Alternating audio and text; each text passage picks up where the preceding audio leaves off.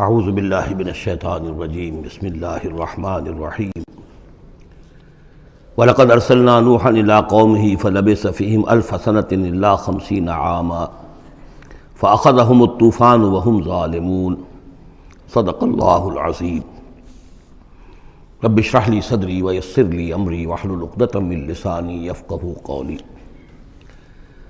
سورہ عنکبوت کے کل 7 رکوع ہیں۔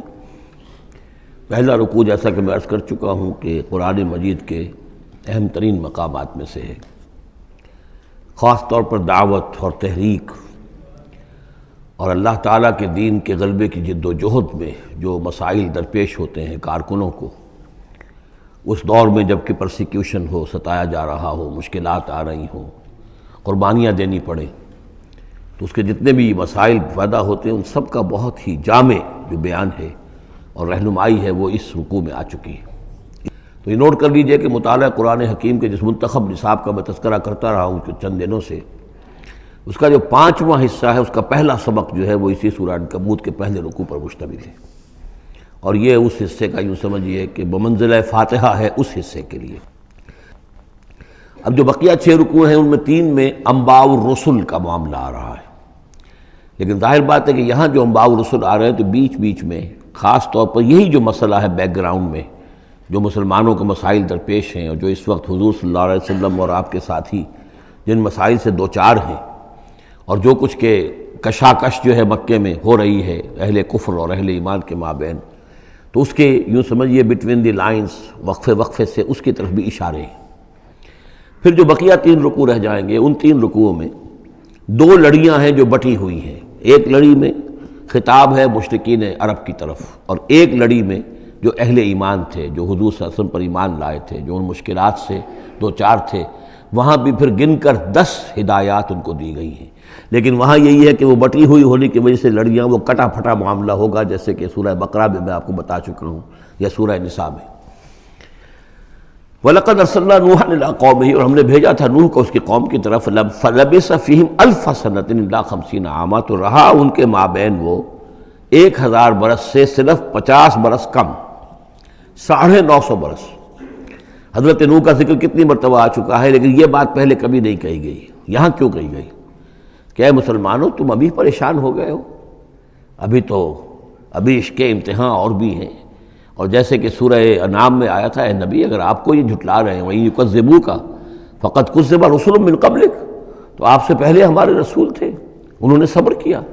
ذرا یاد کیجئے کہ ہمارے بندے نوح نے صلی اللہ علیہ السلام 950 برس تک صبر کیا۔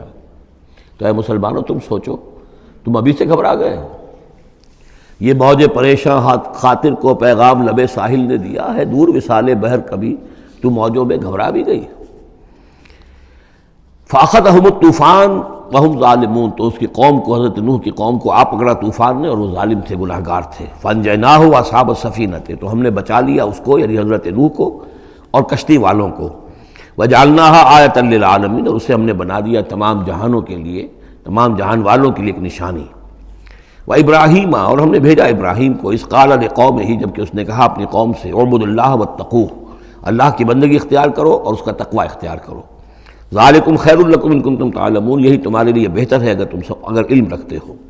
انما تعبدون من دون اللہ اوثانا، یہ جن کو تم پوج رہے ہو اللہ کو چھوڑ کر، یہ تو صرف کوئی بت ہیں، ان کے تھان ہیں جو تم نے بنا لیے ہیں۔ وتخلقون افکا، اور تم نے جھوٹ موٹ گھڑا ہوا ہے، یہ اس کی کوئی بنیاد نہیں، کوئی سند نہیں، نہ عقل میں اور نہ ہی کسی اللہ کی اتاری ہوئی کتاب میں۔ ان الذین تعبدون من دون اللہ لا یملکون لکم رزقا، یہ لوگ جنہیں تم پوجتے ہو اللہ کے سوا وہ تمہیں رزق نہیں دینے کا اختیار رکھتے۔ فابتغوا عند اللہ الرزق، تو رزق تلاش کرو اللہ کے پاس، اللہ سے مانگو رزق، اللہ سے اپنی مشکل کشائی کی درخواست کرو، اللہ سے اپنی حاجت روائی کے لیے دعا کرو۔ وَاعْبُدُوهُ، اور اس کی بندگی کرو، وَاشْكُرُوا لَهُ، اور اس کا شکر ادا کرو، إِلَيْهِ تُرْجَعُونَ، یقیناً اسی کی طرف تم لوٹا دیے جاؤ گے۔ اب یہ ذکر حضرت ابراہیم کا کر طویل جو ہے ایک جملہ معترضہ آ رہا ہے کہ رخ موڑ دیا گیا ہے اس وقت جو کشاکش ہو رہی تھی حضور کے اور مشرکین مکہ کے درمیان، اب ذکر اس کا ہو رہا ہے۔ وَإِن تُكَذِّبُوا، گویا کہ اب خطاب ہو رہا ہے اہل مکہ سے، اور اگر تم جھٹلا رہے ہو فقد کذب امم من قبلکم، تو دیکھو تم سے پہلے بہت سی قوموں نے جھٹلایا۔ وما علی الرسول الا البلاغ المبین، اور ہمارے رسول پر محمد پر صلی اللہ علیہ وسلم کوئی ذمہ داری نہیں ہے سوائے واضح طور پر اور صاف صاف پہنچا دینے کے۔ اولم یروا کیف یبدی اللہ الخلق ثم یعیدہ، کیا وہ دیکھتے نہیں ہے کیسے اللہ تعالیٰ تخلیق پہلی مرتبہ کرتا ہے پھر وہ دوبارہ بھی کرے گا۔ ان ذلک علی اللہ یسیر، اور یہ اللہ تعالیٰ پر بہت آسان ہے۔ قل سیروا فی الارض فانظروا، اور تو ان سے کہیے کہ ذرا گھومو پھرو زمین میں اور دیکھو کیف بدا الخلق، کیسے اللہ تعالیٰ پہلے تخلیق کیا ہے اس نے خلق کو، ثم اللہ ینشئ النشأۃ الآخرہ، پھر اللہ اٹھائے گا یا اٹھاتا ہے۔ دنیا میں بھی ہو رہا ہے کہ کھیتی جو ہے وہ ختم ہو گئی، پھر اگلی پھر فصل آ گئی، پھر فصل آ گئی، تو یہ تو ایک سائیکل چل رہا ہے، اور پھر یہ کہ اللہ تعالیٰ دوسری مرتبہ تمہیں اسی طرح اٹھا دے گا۔ نشأۃ آخرہ جو ہے آخرت کی جو تمہیں اٹھانا ہے وہ اللہ کے اختیار میں ہے۔ ان اللہ علی کل شیء قدیر، یقینا اللہ ہر شے پر قادر ہے۔ یعذب من یشاء ویرحم من یشاء، وہ جس کو چاہتا ہے عذاب دیتا ہے دے گا، اور جس کو چاہے گا رحم فرمائے گا۔ وإلیہ تقلبون، اور اسی کی طرف تم لوٹا دیے جاؤ گے۔ وما انتم بمعجزین فی الارض، اور تم اسے شکست نہیں دے سکتے زمین میں، ولا فی السماء، نہ آسمان میں، نہ زمین میں کہیں بھاگ کر نہ آسمان میں کہیں بھاگ کر اللہ کو عاجز کر سکتے ہو۔ وما لکم من دون اللہ من ولی ولا نصیر، اور نہیں ہے کوئی تمہارا اللہ کے سوا نہ حمایت، یعنی اللہ کے ورے یا اللہ کے مقابلے میں۔ یہ دون کا لفظ بہت سے معنی دیتا ہے عربی زبان میں، دیکھنا ہوتا ہے کس کانٹیکسٹ میں کیا معنی ہے۔ اس کانٹیکسٹ میں اللہ کے مقابلے میں تمہارا کوئی نہ ولی ہوگا نہ نصیر ہوگا، نہ کوئی حمایتی نہ مددگار۔ والذین کفروا بآیات اللہ ولقائہ، اور جن لوگوں نے کفر کیا اللہ کی آیات کا اور اس سے ملاقات کا انکار کیا، اولئک یئسوا من رحمتی، یہ وہ لوگ ہیں جو میری رحمت سے مایوس ہو چکے ہیں۔ واولئک لہم عذاب علیم، اور ان کے لیے دردناک عذاب ہے۔ یہاں یہ جملہ معترضہ ختم ہوا اور اب پھر حضرت ابراہیم کا تذکرہ آ رہا ہے۔ فما کان جواب قومہ، تو نہیں تھا کوئی جواب حضرت ابراہیم کی قوم کا، الا ان قالوا، سوائے اس کے کہ انہوں نے کہا اقتلوہ او حرقوہ، اس ابراہیم کو قتل کر دو یا اسے جلا دو۔ فانجاہ اللہ من النار، تو اللہ تعالیٰ نے انہیں نجات دی آگ سے۔ ان فی ذلک لآیات لقوم یؤمنون، اور یقیناً اس میں نشانیاں ہیں ان لوگوں کے لیے جو ایمان رکھتے ہیں۔ وقال انما اتخذتم من دون اللہ اوثانا مودۃ بینکم فی الحیاۃ الدنیا، اب یہ ہے جو بہت اہم جو بات ہے جو کہی ہے انہوں نے، اور انہوں نے کہا حضرت ابراہیم علیہ السلام نے کہ دیکھو تم نے جو یہ اللہ کے سوا بت بنا رکھے ہیں، انہیں پوجتے ہو، یہ بھی تم بھی جانتے ہو کہ ان کے پاس کچھ نہیں ہے، تم بھی جانتے ہو کہ ان کو کوئی اختیار حاصل نہیں ہے، تم بھی اور واقع ہو چکے ہو، میرے متنبع کرنے کے نتیجے میں تم آگاہ ہو چکے ہو کہ یہ تمہاری حماقت ہے، لیکن تم کیوں چمٹے ہوئے ہو؟ مودۃ بینکم فی الحیات الدنیا، دنیا کی زندگی میں تمہاری باہمی محبتیں جو ہے وہ چمٹا رہی ہیں۔ اب کیا کریں، ہماری قوم ہے، ہماری برادری ہے، ہمارا خاندان ہے، وہ سب یہی کر رہا ہے، میں اگر چھوڑ دوں گا تو میں آؤٹ کاسٹ ہو جاؤں گا، میں تو نکل جاؤں گا پھر برادری سے، اکیلا آدمی کیسا رہے۔ یہ چیزیں ہیں کہ جو انسان کو پھر جمع کر رکھتی ہیں۔ جیسے عصبیت کا ذکر آیا تھا پچھلی صورت میں کہ اب عصبیت نہیں ہونی چاہیے، اسی طریقے سے یہ عصبیت ہی نہیں بلکہ یہ کہ جتنے بھی رشتہ داریاں ہیں، دوستیاں ہیں، کاروبار ہیں، یہ معاملہ جو ہے کہ حق تم پر منکشف ہو چکا ہے، تم جان چکے ہو کہ یہ صرف کوئی شے نہیں ہے یہ تم کر رہے تھے، تمہارے آباء و اجداد نے جو رسمیں ڈالی ہوئی ہیں، اور تمہیں میں نے متنبع کر دیا ہے، تم نے اپنے جیوں میں جھانک کر دیکھ لیا ہے، اپنے گریبان میں جھانک کر دیکھ لیا ہے، اور تم پر یہ بات منکشف ہو چکی ہے کہ جو میں کہہ رہا ہوں وہ ٹھیک ہے، پھر بھی تم جو چمٹے ہوئے ہو اپنے اس نظام کے ساتھ، تو اس کا سبب صرف ایک ہے، وقال انما اتخذتم من دون اللہ اوثانا مودۃ بینکم فی الحیات الدنیا، تمہاری باہمی محبتیں جو ہیں دنیا کی زندگی میں وہ تمہیں چمٹائے رہتی ہیں۔ یہی معاملہ ہے اس دنیا میں جب کوئی تحریک اٹھتی ہے اللہ کے دین کے کام کرنے کے لیے، اور بہت مخلص لوگ اس میں شامل ہوتے ہیں، محنت کرتے ہیں، کوشش کرتے ہیں۔ فرض کیجئے کسی شخص سے کوئی غلطی ہو گئی، کوئی غلط رخ مڑ گئی تحریک، اب وہ تحریک جو ہے وہ کافی عرصے کے بعد اس کے اثرات ظاہر ہوئے، اس کے نتائج جو ہے لوگوں کے سامنے آ رہے ہیں، محسوس بھی ہو جاتا ہے کہ یہ واقعتاً ہم کسی غلط راستے پر آ گئے ہیں، لیکن یہ کہ پھر وہ ایک عصبیت جماعتی ایسی پیدا ہو جاتی ہے کہ سب کچھ ماننے کے باوجود پھر اس جماعت کو چھوڑنے کو تیار نہیں ہوتے۔ ہماری دوستیاں ہیں، ہماری رشتہ داریاں ہیں، ہمارے کاروباری تعلقات ہیں، یا یہ کہ کچھ لوگوں کے تو اپنے مفادات بھی اس میں شامل ہو جاتے ہیں، اس لیے کہ کچھ عرصے کے بعد ہر جماعت جو ہے وہ ایک فرقہ بن جاتی ہے۔ جیسے کہ آپ کو معلوم ہے کہ اللہ تعالیٰ نے اس امت کے لیے جو ہے وہ 3 چیزوں کا بندوبست کیا ہے ختم نبوت کے خلا کو پر کرنے کے لیے۔ نبوت ختم ہو گئی محمد رسول اللہ پر، تو جو خلا پیدا ہوا وہ 3 چیزوں سے پر ہوا۔ نمبر 1، قرآن کی حفاظت کا ذمہ اللہ نے لے لیا، جبکہ نہ تورات کا لیا تھا نہ انجیل کا لیا تھا۔ نمبر 2، ہر صدی میں مجددین کے اٹھانے کا اہتمام کر لیا، ایسے لوگ اٹھاتے رہے، نبی تو نہیں ہوں گے، وہی نہیں آئے گی، لیکن وہ دین کو تازہ کریں گے، دین کی حقیقی تعلیمات جو لوگ بھول چکے ہوں گے دوبارہ یاد دلائیں گے، دین کی اصل حقائق کی طرف متوجہ کریں گے۔ اور تیسرا یہ کہ ایک جماعت ضرور قائم رہے گی حق پر، لا تزال فی امتی طائفۃ قائمین علی الحق۔ اب ہوتا کیا ہے، ایک صدی میں کوئی ایک مجدد اٹھا، اس نے ایک محنت کی، کوشش کی، جد و جہد کی، کچھ لوگ اس کے گرد آ گئے، جمع ہو گئے، اعوان و انصار ہو گئے، وہ ایک جماعت بن گئے۔ لیکن یہ کہ اگلی نسل میں کیا ہوگا، یہ لوگ جو آئے تھے اس کے ساتھ، یہ تو آئے تھے فیس ویلیو پر، اس کو قبول کرنے کے، یہ دعوت صحیح ہے، لیکن ان کی اولاد اب اس لیے چمٹ رہی ہے کہ ہمارے والد تھے اس جماعت میں۔ اب یہ عصبیت کا ایک سلسلہ شروع ہوا۔ تیسری نسل میں آ کر پھر یہ ہو جاتا ہے، اتنے عرصے میں اس جماعت کا ایک حلقہ بن گیا، اس کے آپس کے دوستیاں ہیں، تعلقات ہیں، لین دین بھی ہے، رشتہ داریاں بھی ہو گئی ہیں، لہذا وہ ایک فرقے کی شکل اختیار کر لیتے ہیں، اب اس فرقے کے ساتھ چمٹ کر لوگ رہتے ہیں۔ لیکن پھر اللہ تعالیٰ کسی اور کو اٹھاتا ہے، اور پھر کوئی اللہ کا بندہ جو ہے اسی کام کو اثر نو شروع کرتا ہے۔ یہی ہوتا آیا ہے، اسی لیے ہر صدی میں مجددین، اس لیے کہ تیسری نسل میں آ کر دعوت جو ہے وہ لازماً اس کے اندر خرابی پیدا ہو جاتی ہے۔ اس لیے کہ حضور نے بھی فرمایا، خیر امتی قرنی ثم الذین یلونہم ثم الذین یلونہم، بہترین میری امت کا دور تو ہے میرا اپنا دور، پھر وہ جو میرے بعد ہیں، اور پھر وہ جو ان کے بعد ہیں۔ تو 3 نسلوں کو آپ نے خیر قرار دیا ہے۔ اس کے بعد ظاہر بات ہے زوال آیا ہے، ہمارے ہاں بھی آیا ہے۔ جب حضور کی قائم کی ہوئی جماعت میں زوال آ گیا تو اور کون ہوگا بڑا سے بڑا شخص کہ جس کی قائم کی ہوئی کسی جماعت میں زوال نہ آئے۔ تو یہ تو چیزیں ہوتی ہیں، لیکن ہر شخص کو ہر وقت دیکھنا چاہیے کہ آج کے دور میں دین کا وہ کام کس کے حوالے اللہ نے کیا ہے، کس کو توفیق دی ہے جو صحیح طریقے پر اس کام کو کر رہا ہے، اور اس کا ساتھ دینا چاہیے۔ کسی جماعتی عصبیت، جس طرح کسی قبائلی عصبیت کے اندر مبتلا نہیں ہونا چاہیے، ایسے ہی کسی جماعتی عصبیت میں بھی مبتلا نہیں ہونا چاہیے۔ یہ ہے وہ اہم بات جو یہاں آئی ہے۔ قال انما اتخذتم من دون اللہ اوثانا مودۃ بینکم فی الحیاۃ الدنیا ثم یوم القیامۃ یکفر بعضکم بعضا ببعض، پھر قیامت کے تم ایک دوسرے کا انکار کرو گے، تم ابھی تو بڑی دوستیاں ہیں، بڑا گٹھ جوڑ ہے، وَيَلْعَنُ بَعْضُكُمْ بَعْضًا، تم میں سے بعض دوسروں کو لعنت کریں گے، وَمَأْوَاكُمُ النَّارُ، اور تم سب کا ٹھکانہ ہوگی آگ، وَمَا لَكُم مِّن نَاصِرِينَ، اور نہیں ہوگا کوئی تمہارے لیے مدد کرنے والے۔ فآمن لہ لوط، تو حضرت لوط ایمان لے آئے حضرت ابراہیم پر، وہ ان کے بھتیجے تھے۔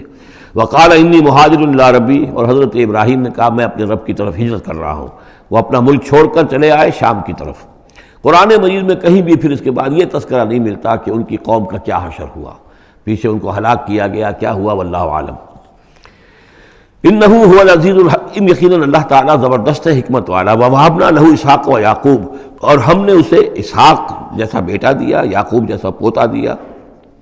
وجعلنا فی ذریتہ النبوۃ والکتاب، اور پھر ہم نے اسی کی نسل میں، اسی کی اولاد میں نبوت اور کتاب رکھ دی۔ یہ نوٹ کر لیجئے کہ حضرت ابراہیم علیہ السلام کے بعد کوئی نبی، کوئی رسول اس دنیا میں ان کی نسل سے باہر نہیں آیا، لیکن یہ کہ ان کی نسل کہاں کہاں پھیلی ہے یہ ہم نہیں جانتے۔ حضرت ابراہیم کے بیٹے حضرت اسحاق، ان کی نسل کتنی تھی، کہاں کہاں گئی ہے۔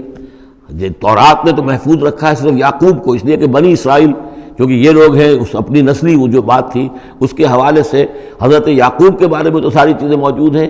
حضرت اسحاق کی کوئی اور بیٹا بھی تھا کہ نہیں تھا، عیسو تھا مثلا، تو وہ عیسو کہاں ہے، اس کی اولاد کہاں گئی۔ اس طرح بنی قطورہ، کئی بیٹے تھے حضرت ابراہیم کے حضرت قطورہ سے، تو ان میں سے صرف ایک کا ہمیں تذکرہ ملتا ہے، اور وہ ہے حضرت شعیب جس نسل میں آئے ہیں، مدین کی اولاد، باقی کہاں گئے۔ تو اسی طریقے سے یہ کہ یہ جو در حقیقت یہ اولاد ابراہیم کہاں کہاں پھیلی ہے، جیسے کہ میرا گمان ہے کہ ہندوستان میں بھی آئی ہے۔ نہ صرف یہ کہ ہو سکتا ہے کہ حضرت اسحاق کی اولاد میں سے عیسو کی اولاد آئی ہو اور وہ یہاں پر آباد ہوئی ہو، لیکن یہ کہ ان کا تعلق بھی یہ خاص طور پر برہمن طبقہ جو ہے، میں سمجھتا ہوں کہ وہ اسی طریقے سے ابراہیم کی نسل سے ہے۔ برہمن ابراہیم سے تعلق رکھنے والا برہمن، تو یہ میں سمجھتا ہوں کہ لفظی جو ہے اس کے اندر مناسبت موجود ہے۔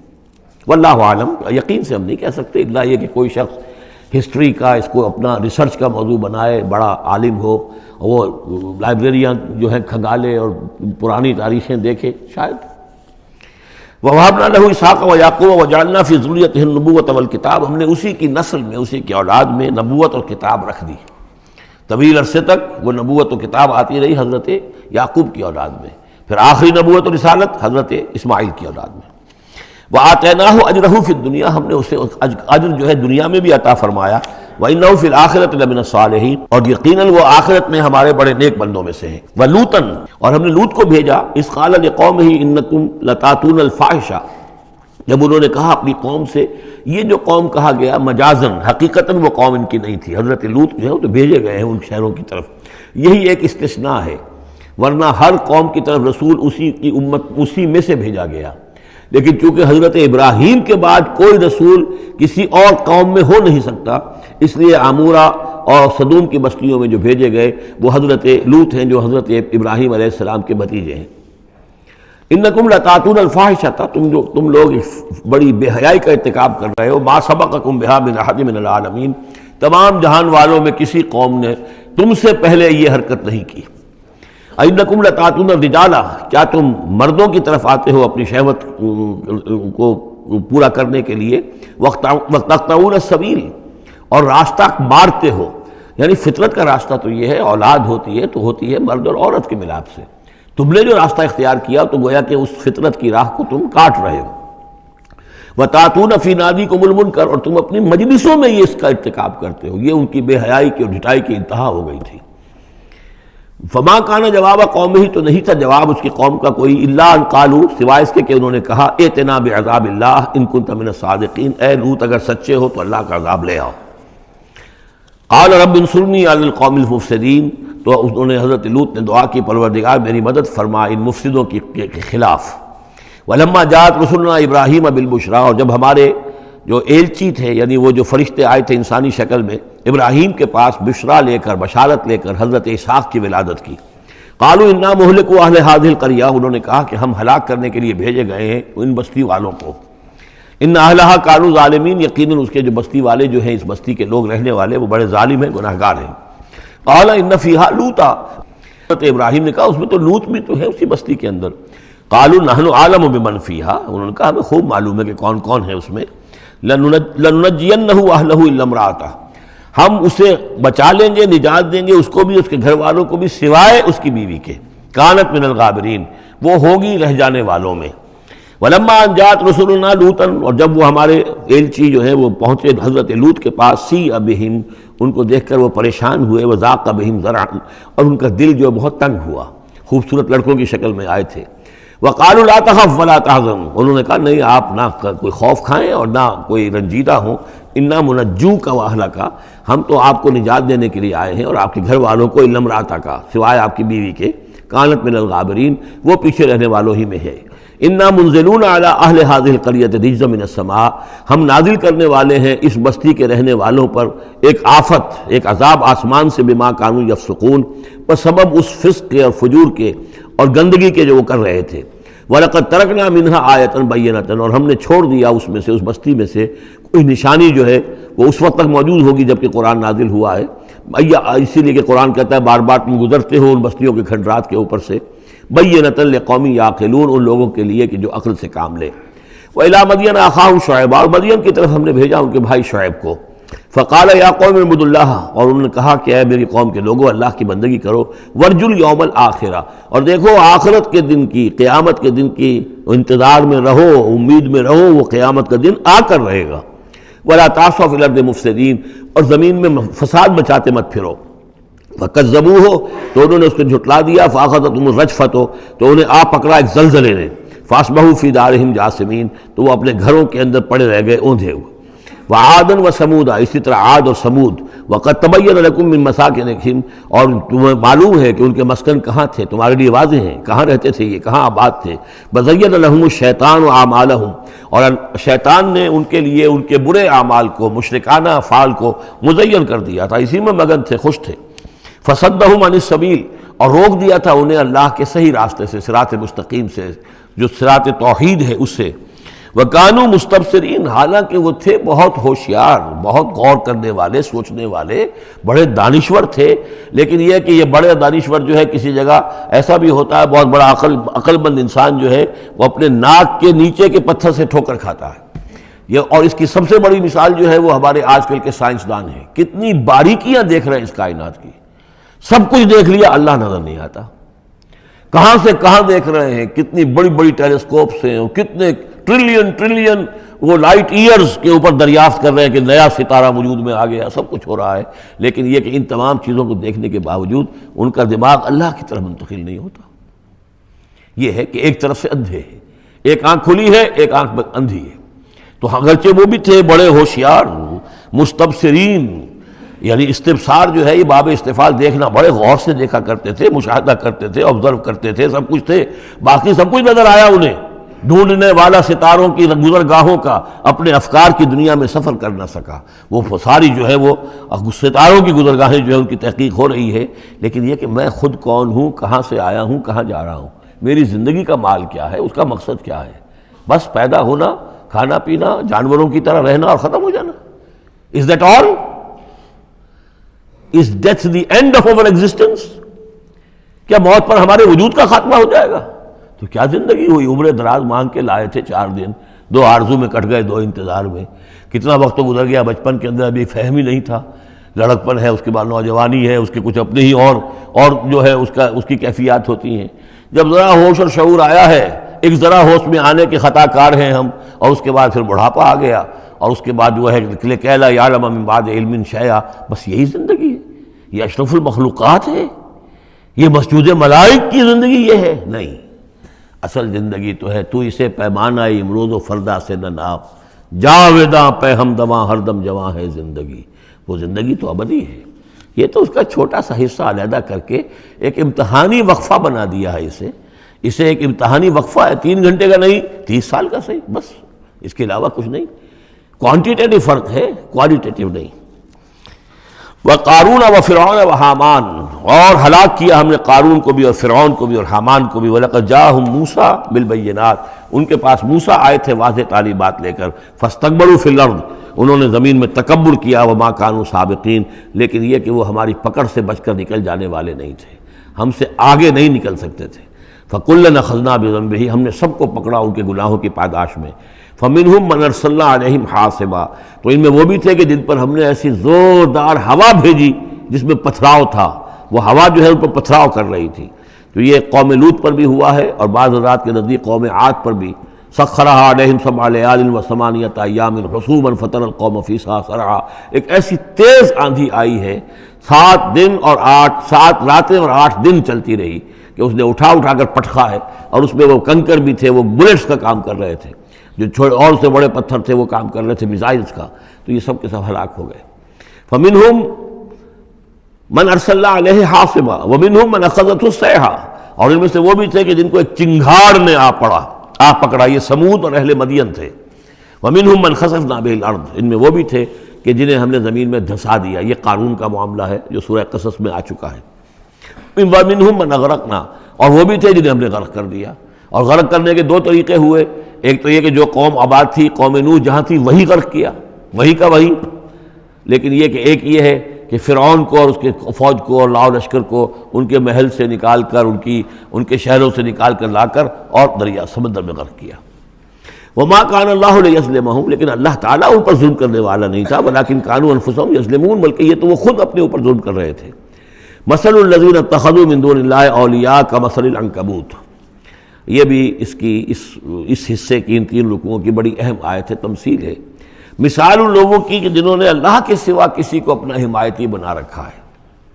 یہ حمایتی غیر مرئی بھی ہو سکتے ہیں، جیسے یہ ہماری دیوی ہے، یہ دیوتا ہے، یہ اس کی کرپا چاہیے، اس کی نظر کرم ہو، یہ ہمارے جو اولیاء اللہ ہیں ذرا ان کی طرف سے اگر کچھ ہمیں فیض پہنچ جائے۔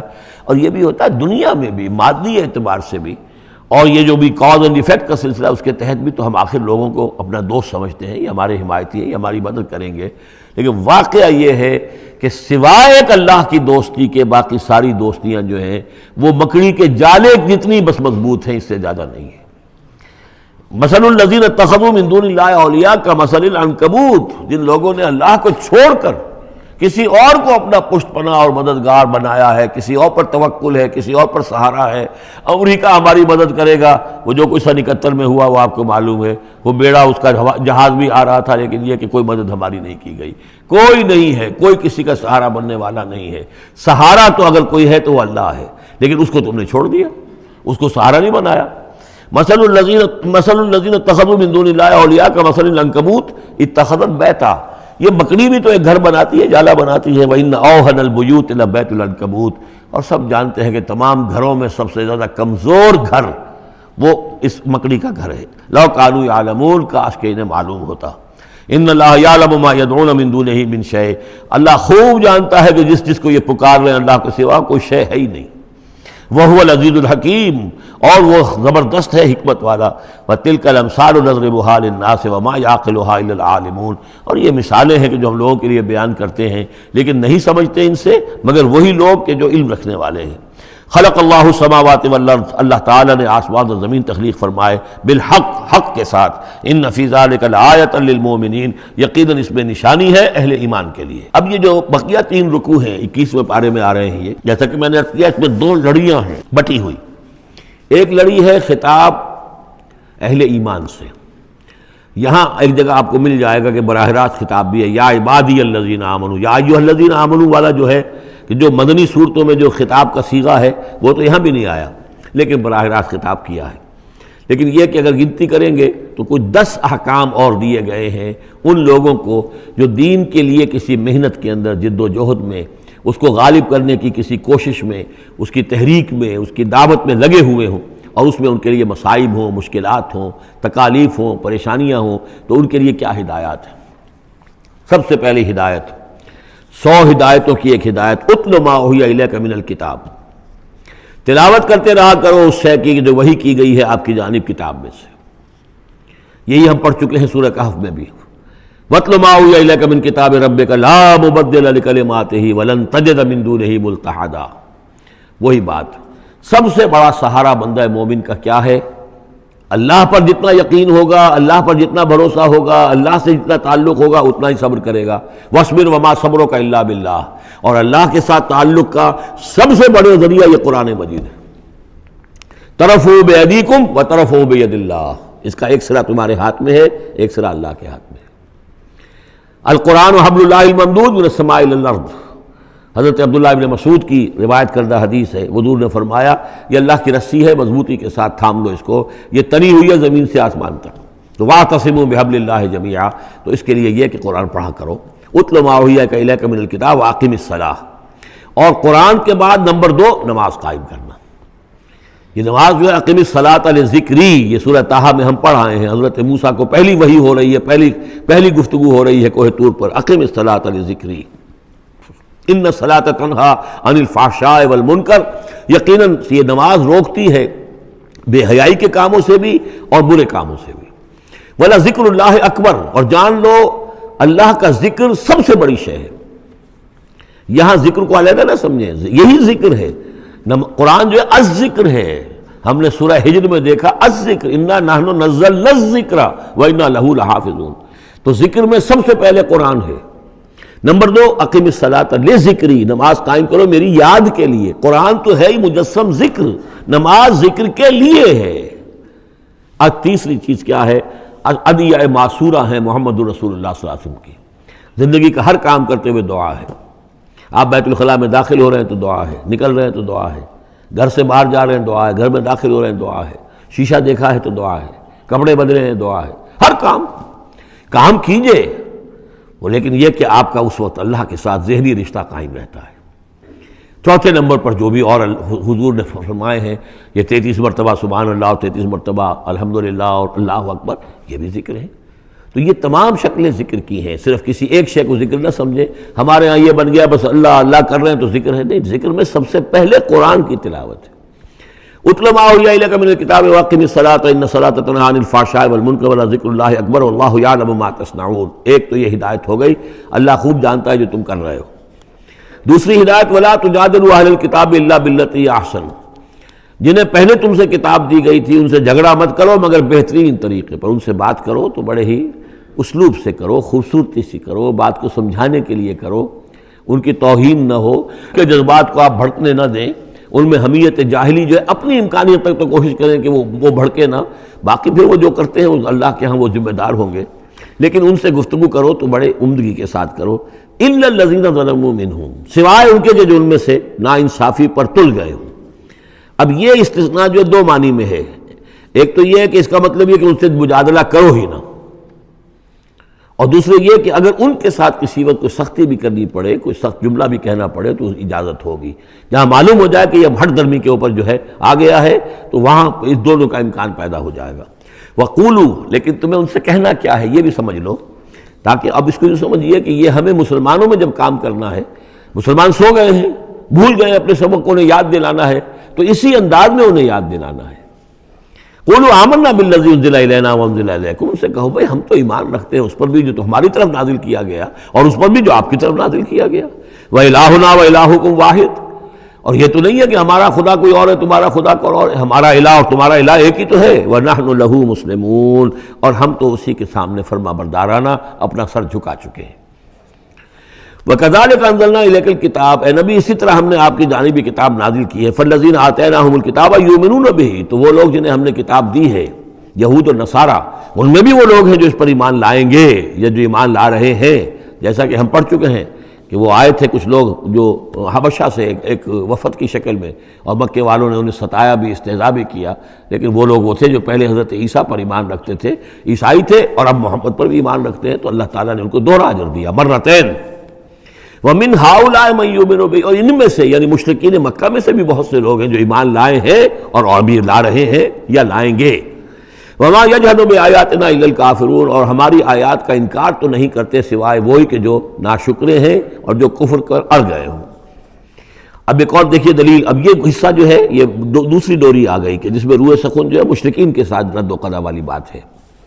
وَمَا كُنْتَ تَتْلُو مِن قَبْلِهِ مِن كِتَابٍ، ارے نبی آپ تو اس سے پہلے، اس قرآن کے آپ پر نازل ہونے سے پہلے آپ کوئی کتاب پڑھتے ہی نہیں تھے، آپ دنیاوی اعتبار سے پڑھے ہوئے آدمی ہیں ہی نہیں، آپ نے تعلیم حاصل کی نہیں، لکھنا پڑھنا سیکھا نہیں۔ وَلَا تَخُطُّهُ بِيَمِينِكَ، نہ ہی آپ اپنے داہنے ہاتھ سے کچھ لکھتے تھے، کوئی کتاب لکھتے تھے، نہ پڑھتے تھے نہ لکھتے تھے۔ اِذًا لَارْتَابَ الْمُبْطِلُونَ، تو اس شکل میں تو ان کو جو اس کو باطل قرار دے رہے ہیں یہ لوگ جو جھوٹے کہہ رہے ہیں محمد کو، اس شکل میں تو پھر ان کے پاس کوئی کا کوئی شک کرنے کی گنجائش ہو جاتی کہ یہ بڑا لکھنے پڑھنے والے آدمی تھے، مشق کرتے کرتے بہت اچھی چیزیں بھی لکھنے لگے ہیں، اب ان کی زبان جو ہے منج گئی ہے، قلم جو ہے وہ منج گیا ہے، لہذا اب قرآن جیسی شے بھی تصنیف کر لی انہوں نے۔ اگر پہلے سے یہ عمل ہوتا، لیکن تم تو جانتے ہو کہ ہمارے اس نبی محمد نے صلی اللہ علیہ وسلم انہوں نے تو کبھی لکھنا پڑھنا سیکھا ہی نہیں۔ وَمَا كُنْتَ تَتْلُو مِن قَبْلِهِ مِن كِتَابٍ، نبی آپ تو نہیں پڑھا کرتے تھے اس کتاب سے پہلے کوئی کتاب۔ وَلَا تَخُطُّهُ بِيَمِينِكَ، اور نہ آپ اسے اپنے داہنے ہاتھ سے لکھتے تھے۔ اِذًا لَارْتَابَ الْمُبْطِلُونَ، تب تو ان لوگوں کو شک کرنے کی گنجائش پیدا ہو جاتی۔ بل هُوَ آیات بینات فی صدور الذین اوتوا العلم، بلکہ یہ تو آیات بینات ہیں بڑی روشن ان لوگوں کے سینوں میں جنہیں علم دیا گیا ہے، وہ جانتے ہیں سابقہ جو کتابوں والے ہیں۔ وَمَا يَجْحَدُ بِآیاتِنَا إِلَّا الظَّالِمُونَ، اور ہماری آیات کا انکار نہیں کرتے مگر وہی جو ظالم ہیں۔ وَقَالُوا لَوْلَا أُنزِلَ عَلَيْهِ آیَاتٌ مِّن رَّبِّهِ، اور وہ کہتے ہیں کہ کیوں نہیں نازل کی جاتی ان کے اوپر کوئی نشانیاں ان کے رب کی طرف سے، وہی باتیں جو مستقل طور پر چلی آ رہی ہیں۔ قُلْ إِنَّمَا الْآيَاتُ مِنْ اللَّهِ، نبی کہہ دیجئے نشانیوں کا اختیار کل کا کل اللہ کے ہاتھ میں ہے۔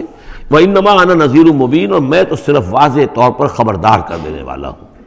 أَوَلَمْ يَكْفِهِمْ أَنَّا أَنزَلْنَا عَلَيْكَ الْكِتَابَ يُتْلَىٰ عَلَيْهِمْ، کیا ان لوگوں کے لیے یہ نشانی کافی نہیں ہے کہ اے محمد ہم نے آپ پر یہ کتاب نازل کر دی ہے جو ان کو پڑھ کر سنائی جا رہی ہے؟ کیا یہ قرآن معجزہ نہیں ہے؟ کتنی مرتبہ ان کو چیلنج کیا گیا اس قرآن جیسی ایک صورت ہی بنا لاؤ، 10 صورتیں بنا لاؤ، کیا یہ معجزہ نہیں ہے؟ کیا یہ عاجز نہیں آ چکے ہیں؟ اولم یکفہم، تو کیا یہ نشانی ان کے لیے کافی نہیں؟ اگر تو حق کا طالب ہو، ہدایت کا طالب ہو تو یہ نشانی بھی کافی ہے۔ اولم یکفہم انا انزلنا علیک الکتاب یتلی علیہم ان فی ذلک لرحمۃ وذکری لقوم یؤمنون، یقیناً اس میں رحمت ہے اور یاد دہانی ہے، تذکیر ہے ان لوگوں کے لیے کہ جو مانتے ہیں۔ قل کفی باللہ بینی و بین شہیدا بینکم شہیدا، کہہ دیجئے میرے اور تمہارے درمیان اللہ کافی ہے بطور گواہ، وہ جانتا ہے کہ اس نے مجھے رسول بنایا ہے، وہ جانتا ہے کہ قرآن اس نے مجھ پر نازل کیا ہے۔ یعلم ما فی السماوات والارض، وہ جانتا ہے جو کچھ کہ آسمانوں میں ہے اور زمین میں ہے۔ والذین آمنوا بالباطل، اور وہ لوگ جو باطل پر ایمان رکھتے ہیں، وکفروا باللہ، اور اللہ کا کفر کرتے ہیں، اولئک هم الخاسرون، یقیناً وہی لوگ ہوں گے جو خسارے پانے والے ہیں۔ ویستعجلونک بالعذاب، یہ جلدی مچا رہے ہیں کہ لے آؤ عذاب۔ ولولا اجل مسمى، اور اگر پہلے سے ایک وقت معین طے نہ ہو چکا ہوتا، لجاءہم العذاب، تو پھر ان پر عذاب آ چکا ہوتا۔ ولیاتینہم بغتۃ، اور وہ ان پر آئے گا تو اچانک آئے گا، وہم لا یشعرون، اور انہیں پتہ بھی نہیں ہوگا۔ یستعجلونک بالعذاب، یہ نبی پھر دوبارہ یہ الفاظ آئے، نوٹ کیجئے، بہت لطیف بات ہے۔ یہ عذاب کی جلدی مچا رہے ہیں. وَإِنَّ جَهَنَّمَ مُحِيطَةٌ بِالْكَافِرِينَ، حالانکہ جہنم ان کا احاطہ کر چکی ہے. یہ ایسے ہی ہے کہ جیسے کسی شہر کے باہر دشمن آ چکا ہو اور اس نے محاصرہ کر لیا ہو، شہر والوں کو پتہ ہی نہ ہو. تو اس طریقے سے وہ چونکہ غیر مرئی ہے جہنم، نظر نہیں آ رہی، ورنہ حقیقت میں تو جہنم ان کا احاطہ کر چکی ہے. یوم یغشاہم العذاب، جس دن کے عذاب ان کو آ کر ڈھانپ لے گا، ان پر چھا جائے گا. من فوقہم و من تحت ارجلہم، ان کے اوپر سے بھی اور ان کے نیچے سے بھی، ان کے قدموں کے نیچے سے بھی. وَيَقُولُ ذُوقُوا مَا كُنتُمْ تَعْمَلُونَ، اور پھر کہا جائے گا چکھو اپنے کرتوتوں کا مزہ. اب یہاں وہ تیسری ہدایت آ رہی. دو پہلے میں نے گنوائی تھی، اُتْلُ مَا أُوحِیَ إِلَیْکَ مِن کتاب ربک من الکتاب وَأَقِمِ الصَّلَاةَ إِنَّ الصَّلَاةَ تَنْہَىٰ عَنِ الْفَحْشَاءِ وَالْمُنکَرِ وَلَذِکْرُ اللہِ أَکبر. دوسری وَلَا تُجَادِلُوا أَهْلَ الْکِتَابِ إِلَّا بِالَّتِی هِیَ أَحْسَنُ إِلَّا الَّذِینَ ظَلَمُوا مِنْہُمْ. اب دیکھیے تیسری، یا عبادی الذین آمنوا ان ارضی واسعۃ فایای فاعبدون، اے میرے وہ بندو جو ایمان لائے ہو. پورے مکی قرآن میں یہ آیت ہے براہ راست خطاب. یا آئے گی آگے چل کر یا عبادی الذین اسرفوا علی انفسہم، بس. یا ایھا الذین آمنوا یہ مکی مدنی دور کی اصطلاح ہے. یا عبادی الذین آمنوا بڑا اس میں جو ہے نا بڑی عنایت ہے، شفقت ہے. اے میرے وہ بندو جو مجھ پر ایمان لائے ہو. ان ارضی واسعۃ، میری زمین بڑی کشادہ ہے. کیا معنی ہے؟ اگر مکے میں تم پر تمہارا قافیہ تنگ کر دیا گیا ہے، اگر مکے میں زندگی تمہارے لیے محال کر دی گئی ہے توحید پر رہتے ہوئے، چھوڑ دو اس مکے کو. یہ ہجرت کا اشارہ ہے. در حقیقت ہجرت حبشہ جو ہے یہ اس کی طرف رہنمائی ہے اس آیت کے اندر، کہ چلے جاؤ. اگر یہاں برداشت سے باہر ہو رہا ہے، تمہارے لیے ناقابل برداشت اگر ہو رہا ہے یہاں کا معاملہ، اور نہیں مزید تو ہندر پاتے، تو اس ملک کو چھوڑ، اس جگہ کو چھوڑ دو.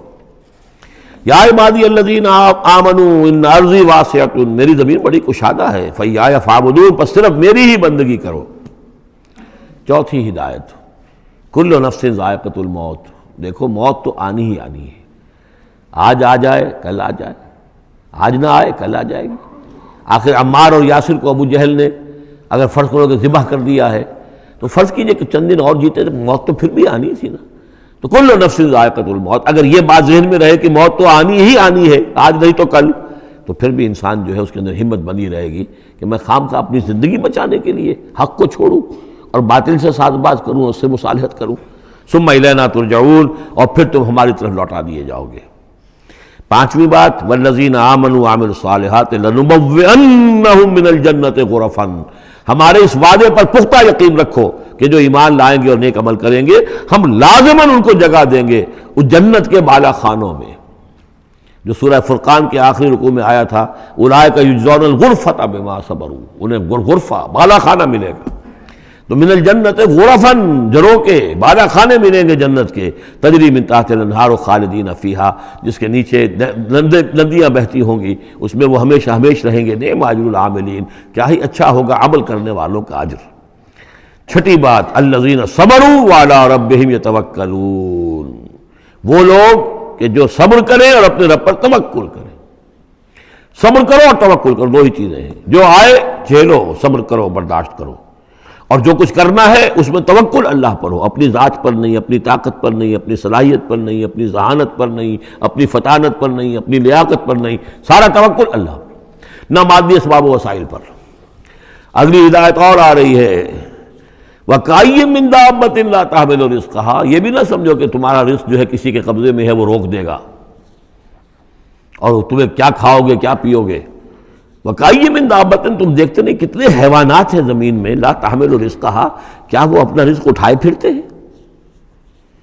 بڑا پیارے الفاظ ہیں انجیل میں، متی کی انجیل میں حضرت مسیح علیہ السلام کا جو پہاڑی کا وعظ ہے، اس میں انہوں نے اپنے شاگردوں سے خطاب کر کے کہا، کیوں فکر کرتے ہو کہ کیا کھاؤ گے کیا پیو گے؟ جنگل کی چڑیوں کو نہیں دیکھتے؟ نہ وہ کاشت کرتی ہیں، نہ ہل چلاتی ہیں، نہ بیج بوتی ہیں، نہ فصل کاٹ کر کہیں رکھتی ہیں، نہ کھتے بھرتی ہیں. پھر بھی میں تم سے کہتا ہوں کہ وہ خالی پیٹ صبح گھر سے نکلتی ہیں، شام کو آسودہ ہو کر آ جاتی ہیں. تو جو رب تمہارا جو رب ان کو چڑیوں کو کھلا رہا ہے وہ تمہیں نہیں کھلائے گا؟ اور کیوں فکر کرتے ہو کہ کیا پہنو گے، لباس کہاں سے ملے گا؟ جنگل کی سوسن کو نہیں دیکھتے کہ جتنا خوبصورت لباس اس کو اللہ نے دیکھ رکھا ہے. یہ جو بھی پودے ہیں اور جو پھول ہیں ان کے تو سلیمان بھی اپنی ساری شان و شوکت کے باوجود ویسا ملبس نہ تھا، ویسا خوبصورت لباس تو سلیمان کو بھی میسر نہیں تھا جو اللہ نے ان پھولوں کو دے رکھا ہے۔ تو غور کرو، جو وہ زمین کی اس گھاس پھوس کو، ان پودوں کو اس قدر حسین لباس دے رہا ہے، عمدہ لباس دے رہا ہے، جو ابھی ہیں اور کل نہیں ہوں گے، یا یہ کہ کاٹ کر اور وہ چولہوں میں جلا دی جائے گی گھاس، تو کیا وہ تمہیں نہیں پہنائے گا؟ لیکن تم یقین نہیں کرتے۔ توکل اور ایمان، یہ دونوں چیزیں ساتھ ساتھ جائیں گی۔ جتنا اللہ پر ایمان ہے اتنا ہی توکل ہوگا، جتنا ایمان کمزور ہے توکل بھی نہیں ہو سکے گا۔ تو الذین صبروا علی ربہم یتوکلون وکأی من دابۃ لا تحمل رزقہا، یہ سارے جو ہیں چوپائے اپنا رزق لیے نہیں پھرتے، اللہ یرزقہا وایاکم، اللہ انہیں بھی رزق دیتا ہے، تمہیں بھی دے گا، وہو السمیع العلیم، اور یقیناً وہ سب کچھ سننے والا، جاننے والا ہے۔ ایسا نہیں کہ اسے معلوم نہ ہو کہ میرا بندہ بھوکا ہے، میرا وفادار، میرا سپاہی، میرے دین کے لیے کام کرنے والا، اسے یہ معلوم نہ ہو کہ اس کو احتیاج ہے، اس کی کوئی ضرورت ہے۔ وہ نہ معلوم کس کے دل میں ڈالے گا کہ جو اس کے لیے ذریعہ بنا دے گا اس کو، اور اس کی ضرورت پوری ہو جائے گی۔ اب اس کے بعد وہ دوسری کڑی آ گئی کہ جس میں پھر اب وہ مشرکین مکہ سے وَلَئِن سَأَلْتَهُم مَّن خَلَقَ السَّمَاوَاتِ وَالْأَرْضَ وَسَخَّرَ الشَّمْسَ وَالْقَمَرَ، اگر ان سے آپ پوچھیں گے کس نے پیدا کیا آسمان اور زمین اور کس نے مسخر کیا سورج اور چاند کو، لَيَقُولُنَّ اللَّهُ، وہ کہیں گے اللہ نے، فَأَنَّىٰ يُؤْفَكُونَ، پھر کہاں سے یہ لوٹا دیے جاتے ہیں۔ اللہ یبسط الرزق لمن یشاء من عبادہ ویقدر لہ، یہ اللہ ہی ہے کہ جو اپنے بندوں میں سے جس کے لیے چاہتا ہے رزق کو کشادہ کر دیتا ہے، اور جس کے لیے چاہتا ہے ماپ تول کر دیتا ہے، کم کر دیتا ہے۔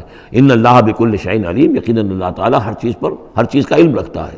وَلَئِن سَأَلْتَهُم مَّن نَّزَّلَ مِنَ السَّمَاءِ مَاءً فَأَحْيَا بِهِ الْأَرْضَ مِن بَعْدِ مَوْتِهَا، اور اگر آپ ان سے پوچھیں گے کس نے برسایا آسمان سے پانی اور زندہ کیا زمین کو اس کے مردہ ہو جانے کے بعد، لَيَقُولُنَّ اللَّهُ، وہ کہیں گے فوراً اللہ نے کیا۔ قُلِ الْحَمْدُ لِلَّهِ، کہو پھر کل حمد کل شکر بھی اللہ ہی کے لیے ہے، بل اکثرہم لا یعقلون، لیکن یہ لوگ، ان کی اکثریت عقل سے کام نہیں لیتی۔ اب اگلی اور ہدایت آ رہی اہل ایمان کے لیے، وما هذه الحیاة الدنیا الا لہو ولعب وان الدار الآخرۃ لہی الحیوان لو کانوا یعلمون۔ دیکھو مسلمانوں، یہ دنیا کی زندگی تو کھیل کود کے سوا کچھ نہیں، کھیل ہے، کچھ جی کا بہلا لینا ہے، یہ ڈرامہ ہے جو ہو رہا ہے۔ یہاں بادشاہ ہوتا ہے کچھ عرصے کے لیے بادشاہ، جیسے ڈرامے میں بادشاہ ہوتا ہے، لیکن جب مرے گا تو کیا وہ بادشاہت کہاں رہ جائے گی؟ ایسے ہی ڈرامے سے نکل آئے گا، لباس اتار دے گا، تو ایک ایکٹر کا ایکٹر ہے، چاہے وہ فقیر تھا پہلے اس ڈرامے کے اندر، اور دوسرا ایکٹر جو ہے بادشاہ تھا، باہر نکل کر 3 گھنٹے کے بعد دونوں کے دونوں ایک جیسے ہیں، اور وہ نہ وہ بادشاہ بادشاہ ہے، نہ وہ فقیر فقیر ہے۔ یہ ہے عارضی سا ہے، لیکن یہ کہ ان الدار الآخرۃ لہی الحیوان، یقیناً آخرت کا گھر وہ ہے اصل زندگی، زندگی وہ ہے۔ لو کانوا یعلمون، کاش کہ ہمیں معلوم ہوتا، لو کننا نعلم، کاش کہ ہمیں معلوم ہوتا۔ یہ بھی نوٹ کر لیجئے، آخرت کو صرف مان لینا کہ ہاں آخرت ہے، بعث بعد الموت ہے، یہ کافی نہیں ہے، یہ معلوم ہو کہ اصل زندگی وہی ہے۔ میں نے جو اس کی تشبیہ جو ہے بیان کی ہے بعض مواقع پر، کہ ایک کتاب ہوتی ہے، ایک اس کا دیباچہ بھی ہوتا ہے، اس کا کوئی ضمیمہ بھی ہوتا ہے، چھوٹا سا ضمیمہ۔ ہمارا جو تصور ہے وہ یہ کہ اصل کتاب زندگی تو یہ دنیا کی زندگی ہے، ہاں ایک ضمیمہ اب لگا ہوا ہے آخرت کا، اس کی اہمیت ہمارے نزدیک اتنی ہے، ضمیمہ ہے بس، دنیا کی زندگی اصل زندگی ہے۔ ہونا کیا چاہیے کہ یہ دنیا کی زندگی تو دیباچہ ہے، اصل کتاب جو ہے وہ آخرت کی زندگی ہے۔ یہ ریشو پروپورشن کم سے کم، حالانکہ ویسے تو فائنائٹ اور انفائنائٹ کے درمیان کوئی ریشو پروپورشن ہو ہی نہیں سکتی، ایک لامحدود زندگی اور ایک محدود زندگی، کیا اس میں ریشو پروپورشن ہوگی؟ لیکن یہ کہ پھر بھی اگر کوئی کرنی ہے تو دیباچہ اور کتاب زندگی اصل موت کے بعد کھلے گی، یہ دیباچہ ہے، یہ مقدمہ ہے۔ ہم نے کیا سمجھا ہے اصل زندگی، کتاب زندگی یہ ہے، ہاں ایک ضمیمہ بھی اس کے ساتھ ہے جس کا نام آخرت ہے۔ فَإِذَا رَكِبُوا فِي الْفُلْكِ، پھر انہی مشرکین سے پھر خطاب ہو رہا ہے، اور یہ مضمون کئی بار آ چکا ہے۔ جب یہ سوار ہوتے ہیں کشتی میں، دعوا اللہ مخلصین لہ الدین، تو پھر یہ اللہ ہی کو پکارتے ہیں اس کے لیے اپنی اطاعت کو خالص کرتے ہوئے۔ فلما نجاہم الی البر، اور جب اللہ تعالیٰ انہیں نجات دے دیتا ہے خشکی کی طرف، اذا ہم یشرکون، تو پھر یہ شرک کرنا شروع کر دیتے ہیں۔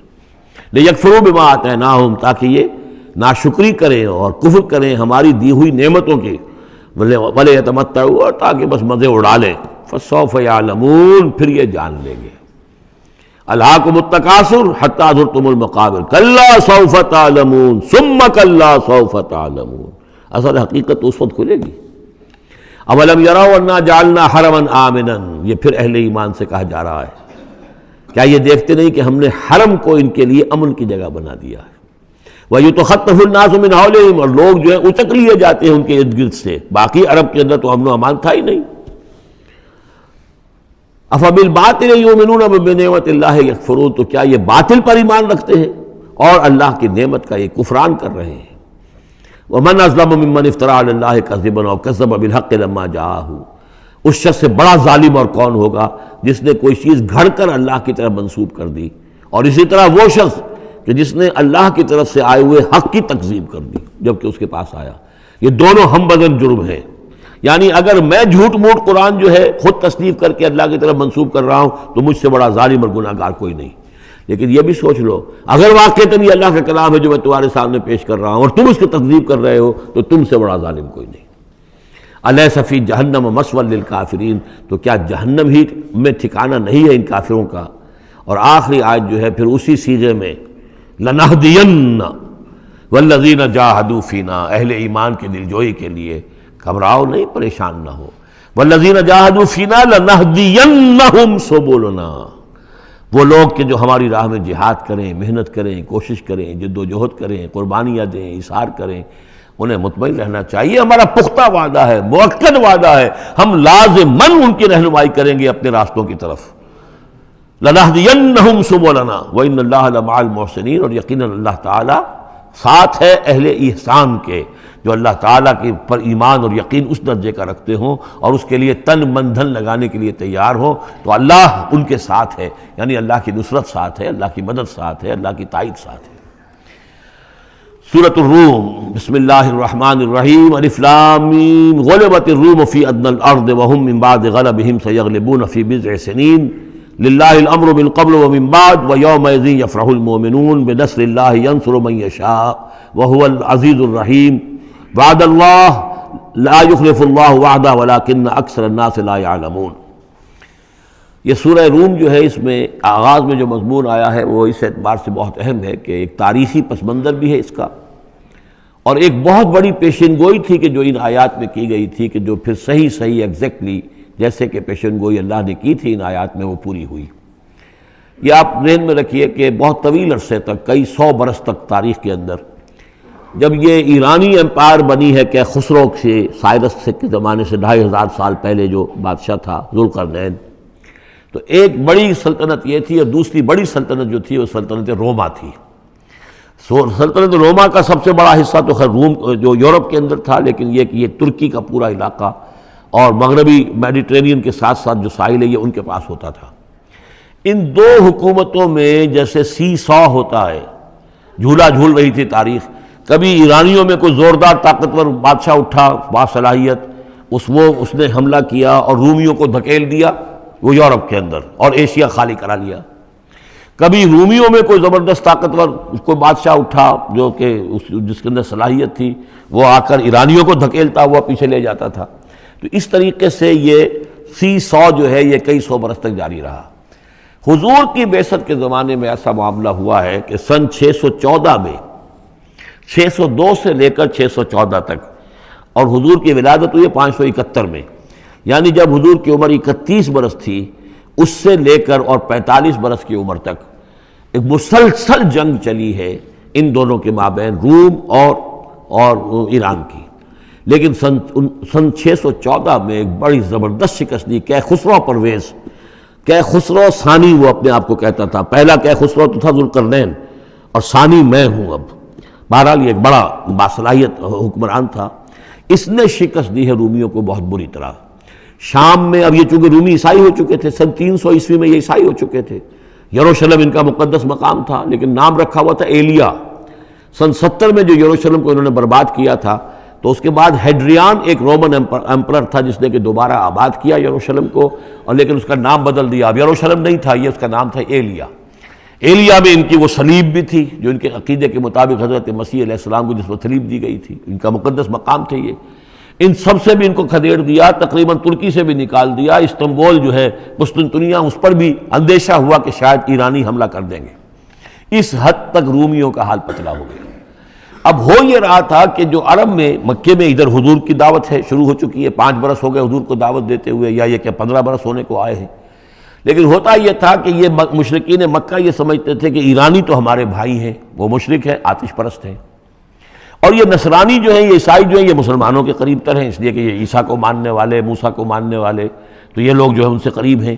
تو وہ بغلے میں جا رہے تھے کہ مسلمانوں تمہارے جو ساتھی ہیں یا تم جیسے جو لوگ ہیں، تمہارے قریب کے لوگ پٹ رہے ہیں، دیکھو ہمارے ساتھی جو ہیں وہ بڑے فتح مند ہو رہے ہیں، وہ آگ کے پوجنے والے، وہ مشرک جو نہ موسیٰ کو مانتے ہیں، نہ عیسیٰ کو مانتے ہیں، نہ تورات کو مانتے ہیں، نہ انجیل کو مانتے ہیں، انہوں نے تمہارے ان ساتھیوں کو کس طریقے سے کھدیڑ دیا ہے، شکست دی ہے۔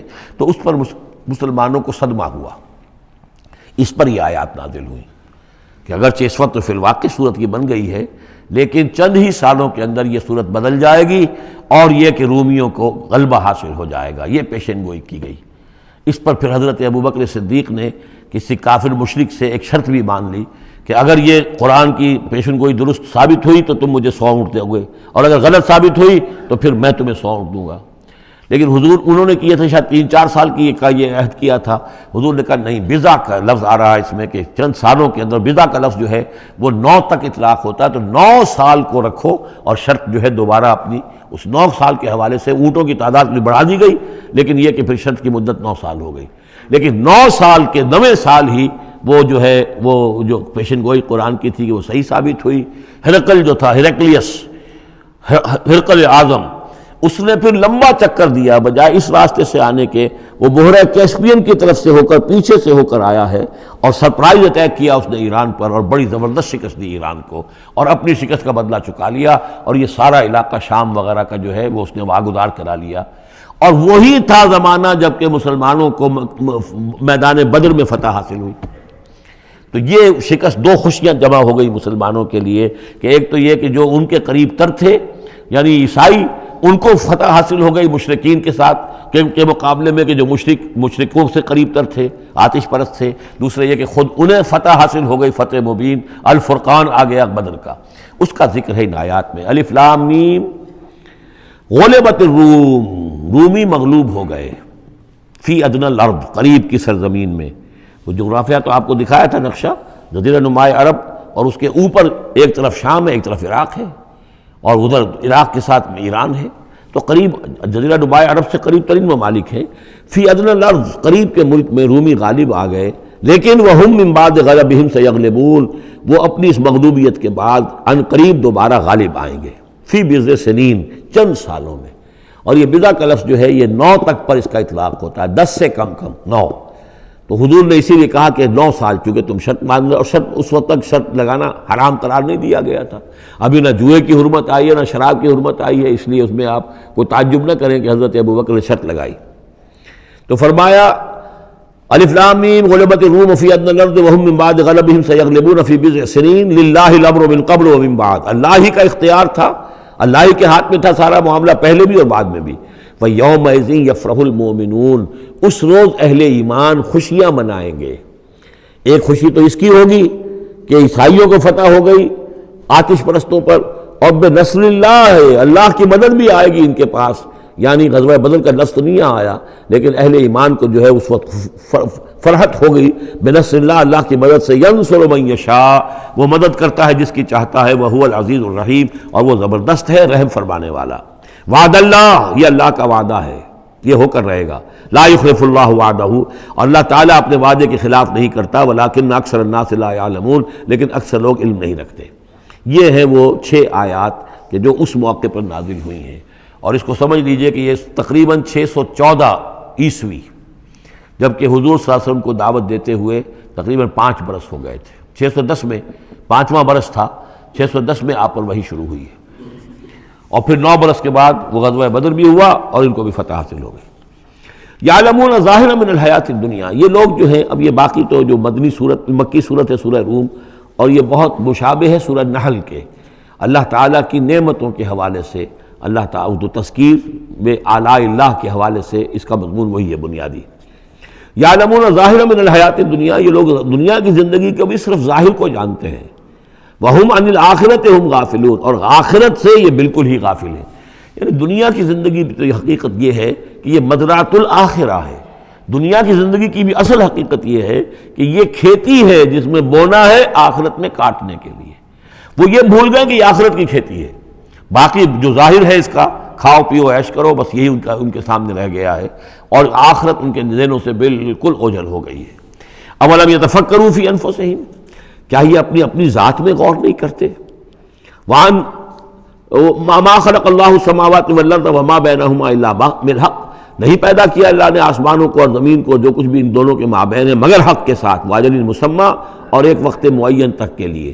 یہ دائمی نہیں ہے، ہمیشہ رہنے والی نہیں ہے، اور یہ ایسے ہی کار عبث نہیں ہے۔ ربنا ما خلقت ھذا باطلا سبحانک فقنا عذاب النار وَإِنَّ كَثِيرًا مِّنَ النَّاسِ بِلِقَاءِ رَبِّهِمْ لَكَافِرُونَ، اور یقیناً بہت سے لوگ جو ہیں اپنے رب سے ملاقات کا انکار کرتے ہیں۔ اولم یسیروا فی الارض فینظروا کیف کان عاقبۃ الذین من قبلہم، تو کیا یہ لوگ زمین میں گھومے پھرے نہیں ہیں کہ وہ دیکھتے کہ کیا انجام ہوا ان کا جو ان سے پہلے تھے۔ کانوا اشد منہم قوۃ، وہ کہیں زیادہ تھے شدید ان کے مقابلے میں قوت میں، وَأَثَارُوا الْأَرْضَ وَعَمَرُوهَا، اور انہوں نے زمین کو کاشت کیا اور اس کو آباد کیا، اکثر مما عمروها، اس سے کہیں زیادہ جتنا کہ انہوں نے آباد کیا ہے۔ وجاءتهم رسلهم بالبینات، اور ان کے پاس بھی آئے تھے ان کے رسول کھلی نشانیاں لے کر اور واضح تعلیمات لے کر۔ فما کان اللہ لیظلمہم، تو اللہ تعالیٰ ان پر ظلم کرنے والا نہیں تھا، ولکن کانوا انفسہم یظلمون، بلکہ انہوں نے خود اپنی جانوں پر آپ ہی ظلم کیا۔ ثم کان عاقبۃ الذین اساءوا السوء، پھر اس کے بعد جن لوگوں نے برے کام کیے، بری روش اختیار کی، تو ان کا پھر انجام بھی برا ہوا۔ ان کذبوا بآیات اللہ، انہوں نے اللہ تعالیٰ کی آیات کو جھٹلایا، وکانوا بہا یستہزئون، اور وہ اس کا ٹھٹھا کرتے رہے۔ اللہ یبدأ الخلق ثم یعیدہ، اللہ تعالیٰ پہلی مرتبہ پیدا کرتا ہے، ثم یعیدہ، یعیدہ بار بار آیا ہے، اس کا ترجمہ کہیں میں حال میں کر رہا ہوں اور کہیں مستقبل میں۔ فعل مضارع جو عربی زبان میں وہ دونوں کو کور کرتا ہے۔ اللہ تعالیٰ کیسے پیدا کرتا ہے؟ پہلی مرتبہ، اور پھر دوبارہ پیدا کرتا ہے، یعنی فصل ہے، ایک ہوئی ہے، پھر اس کے بعد دوسری ہوئی ہے، تیسری ہوئی ہے، اور یہ بھی ہے کہ دوبارہ پیدا کرے گا، یعنی آخرت میں۔ ثم الیہ ترجعون، پھر تمہیں اسی کی طرف لوٹ جانا ہے۔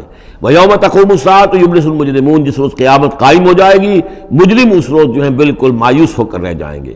ولم یکن لہم من شرکائہم شفاع، اور نہیں ہوں گے ان کے شریکوں میں سے کوئی بھی ان کے لیے شفاعت کرنے والے۔ وَكَانُوا بِشُرَكَائِهِمْ كَافِرِينَ، اور خود یہ بھی اس روز پھر اپنے ان شرکاء کا کفر کریں گے جب دیکھیں گے کہ وہ ہمارا کوئی مدد کرنے کو تیار نہیں۔ وَيَوْمَ تَقُومُ السَّاعَةُ يَوْمَئِذٍ يَتَفَرَّقُونَ، جس روز قیامت قائم ہوگی اس روز یہ تقسیم ہو جائیں گے، پولرائزیشن ہو جائے گی، علیحدہ علیحدہ ہو جائیں گے۔ کیا ہوگی پولرائزیشن؟ فَأَمَّا الَّذِينَ آمَنُوا وَعَمِلُوا الصَّالِحَاتِ فَهُمْ فِي رَوْضَةٍ يُحْبَرُونَ، تو وہ لوگ جو ایمان لائے تھے اور جنہوں نے نیک عمل کیے تھے وہ ہوں گے باغ میں، اور وہاں ان کی آؤ بھگت ہو رہی ہوگی، تواضع ہو رہی ہوگی۔ وَأَمَّا الَّذِينَ كَفَرُوا وَكَذَّبُوا بِآيَاتِنَا وَلِقَاءِ الْآخِرَةِ، اور وہ لوگ جنہوں نے کفر کیا تھا اور ہماری آیات کو جھٹلایا تھا اور آخرت کی ملاقات کا انکار کیا تھا، فَأُولَٰئِكَ فِي الْعَذَابِ مُحْضَرُونَ، تو وہ عذاب میں حاضر کر دیے جائیں گے، پکڑے ہوئے گرفتار کر کے عذاب میں لا کر حاضر کر دیے جائیں گے۔ فَسُبْحَانَ اللَّهِ حِينَ تُمْسُونَ وَحِينَ تُصْبِحُونَ، یہ اسی انداز میں دیکھیے سورہ نحل میں یہ آیت آئی تھی، بس اور انعام میں بھی۔ پھر اللہ ہی پاک ہے اس وقت بھی جب تمہیں شام ہوتی ہے، تم شام کرتے ہو، وحین تصبحون، اور جب کہ تم دوپہر ہوتی ہے، وحین تصبح جب صبح کرتے ہو، وَلَهُ الْحَمْدُ فِي السَّمَاوَاتِ وَالْأَرْضِ، اور اسی کے لیے ہے حمد اور تعریف آسمانوں میں اور زمین میں، وَعَشِيًّا وَحِينَ تُظْهِرُونَ، اور رات کے وقت بھی اور جب کہ دوپہر ہوتی ہے، ظہر کا وقت ہوتا ہے۔ یہ بھی نمازوں کے اوقات ہی کے حوالے سے، صبح کے وقت کی نماز ہے، شام کے وقت کی نماز ہے، رات کی نماز ہے، ظہر کی نماز ہے۔ یخرج الحی من المیت، وہ نکالتا ہے زندہ کو مردہ سے۔ انڈا بے جان شے ہے، اس میں زندگی کے کوئی آثار موجود نہیں ہے، اس میں سے چوزہ برآمد ہوتا ہے جاندار۔ ویخرج المیت من الحی، اسی طرح مرغی سے انڈا برآمد ہوتا ہے، اور بھی جو بہت سی چیزیں جو نکل رہی ہیں۔ ویحیی الارض بعد موتها، اور وہ زندہ کر دیتا ہے زمین کو اس کے مرنے کے بعد۔ وَكَذَلِكَ تُخْرَجُونَ، اور اسی طریقے سے تم کو بھی نکال لیا جائے گا قبروں سے، زمین میں جہاں تم دفن ہوگے، جہاں تمہارے اجزاء تحلیل ہو چکے ہوں گے، لیکن اللہ تعالیٰ اسی طریقے سے اس مردہ زمین میں سے جیسے فصل نکال لیتا ہے تمہیں نکال لے آئے گا۔ بارک اللہ لی ولکم فی القرآن العظیم ونفعنی وإیاکم بالآیات والذکر الحکیم۔